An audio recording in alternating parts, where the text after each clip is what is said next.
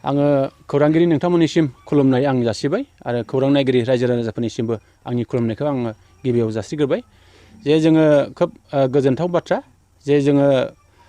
जोंनि 14 नं चिरां block committee UPPL नि बानजायनायाव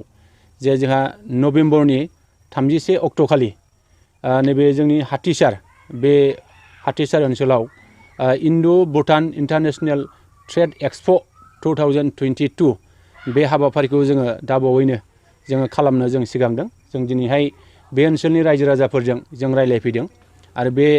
रायलायनायनि गेजेरजों जों मोनसे थांखि जों लानांगोन जे जोङो थाबैनो नैबे सप्तानि गेजेरावनो जोङो मोनसे इन्ड' भुटान इन्टारनेशनेल ट्रेड एक्सप' बिनि मोनसे बानजाय आफाद जोङो दानो थांगासिनो दङ आरो बे बानजाय आफादनि गेजेरजोंनो जथेस्थ' जोङो बे ओनसोलनि रायजो राजाफोरनि जे गोनांथि जानाय बे एक्सप'नि गेजेरजों जों मोननो हागोन जों बेखौ मिजिं खालामदों आरो जों आसा खालामदों बे एक्सप'आ जोंहा भुटाननि जे जोंनि भुटान रायजोनि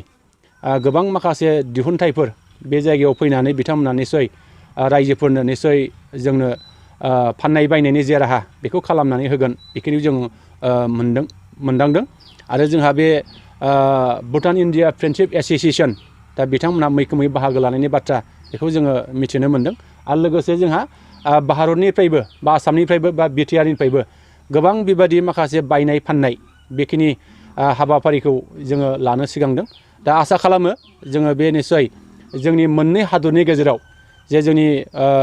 गोजोन खौसेथि आरो जौगाथायनि मोनसे इसारा जागोन बेखिनिखौ आं मिजिं खालामो बेजों लोगोसे नोंथांमोना मोनसे एवारनेस प्रग्रामनि खोथाखौ बुंदोंमोन जोङो दिनैहाय जोंनि नैबे भुटान इन्डिया बे साखाथियाव थानाय दागगारि ओनसोल दा बे दागगारि ओनसोलजों लोगोसे जोंनि 14 नं चिरां समस्तियाव जे जोङो गोबां माखासे एन्टि ससियेल एलिमेन्ट्सफोर एन्टि ससियेल एक्टिभिटिसफोर आरो जोङो ड्राग्सनि जिखिनि गोहोम बे गोहोमा जोंनि ओनसोलाव बिराद गोग्लैनानै दङ दा बेनिखायनो जोङो मोनसे बे ड्राग्स होबथानायनि मुङाव मोनसे सांग्रांथि मेल लानो जों सिगांदों आरो जोङो आसा खालामदों बे ड्राग्स होबथानाय आरो बायदि बायदि समाज बेरेखा हाबा होबथानायनि जे हाबाफारियाव जोंहा बिफानिफ्राय भुटान इन्डिया फ्रेन्डशिप एस'सिएशन बिथांमोननिफ्राय बाहागो लानायनि बाथ्रा आरो जोंहा बिटिआरआव थानाय जोंनि माखासे MCLA EM बिथांमोनखौबो जोङो लाबोनायनि बाथ्रा जों सिन्था खालामनाय जादों लोगोसे जोंहा MLA दं MP दं बिथांमोनखौबो जोङो लाबोनायनि बाथ्रा सिन्था खालामनाय जादों लोगोसे जोङो प्रसासननिफ्रायबो जे जोंहा बाहाय DC SP आरो OC बिथांमोनखौबो जोङो लाफानानै SSB बिथांमोनखौबो जोङो लाफानानै बे हाबाफारिखौ जोङो लानानै सिन्था खालामनाय जादों आरो लोगोसे बे ओनसोलाव थानाय गोबां माहारियारि आफादफोर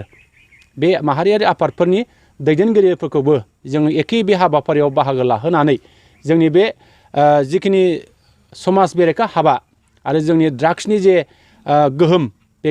गोहोमखौ जाहाथे जोङो गैया खालामनो जाहाथे जोङो हायो बेखिनि सिन्थाखौ बेखिनि साननायखौ जोङो खालामनाय जादों फै बयबो फै जमदुवा दख'रानि थाखाय मोनसे फोसावथाय गसाइगाव महकुमानि सिङाव थानाय जमदुवा दख'रा एबसुआ सानथामनि हाबाफारिजों गाजा गोमजायै 5थि खेब बोसोरसालिया जथुम्मा खुंफुंगोन फैगौ नभेम्बर दाननि 6, 7 आरो 8 खालारखालि सानथामनि मेहेरगोनां हाबाफारिजों गाजा गोमजायै खुंफुंगोन मख'नो गोनांदि खुंफुंनो गोनां जथुम्मायाव बायदि मेहेरगोनां आयदाफोरबो लाफानाय जादों बेबायदिनो भलिबल काबादि खन्थाइ आवरायनाय लिरनाय बायदि बायदि दिन्थिफुंनाय आयदाफोर लोगोआव जांख्रिथायारि देंखोगिरि दैख्लं खुंगुर बसुमतारी देंखोमु 1, 2, 3 मेथाइ खननाय बादायलायनायबो लानाय जागोन फारि बायदियै देंखोमु 1, 2, 3 मेथाइ रोजाबनायाव दख'रानि बेन्दोंआव थानाय गामिफोरनिफ्राय 14 बोसोरनिफ्राय 30 बोसोरसिमनि गेजेराव थानाय बिजाथिफोरा मेथाइ रोजाबगिरिफोरा बादायलायनायाव बाहागो लानो हागोन मोनाबिलिनि हारिमु बादायलायनायाव गाव गावनि रोंगौथिजों बिजाथिफोरा बाहागो लानो हागोन एक्जिबिशन दिन्थिफुंनायखौ 6 नभेम्बरनिफ्राय जोबजासिम नुनो मोनगोन 6 नभेम्बरनिफ्रायनो भलिबल आरो काबादि गेलेनाय बादायलायनाया जागोन 8 नभेम्बर 2022 इं अक्ट' खालारखालि हारिमु मोनाबिलियाव मिस्टार प्रेक्टिकल बसुमतारी आरो मिस दीप्ति बसुमतारीमोननि गाबगोनां हारिमु आरो फेस्ला दिन्थिफुंनायखौ नुनो मोनगोन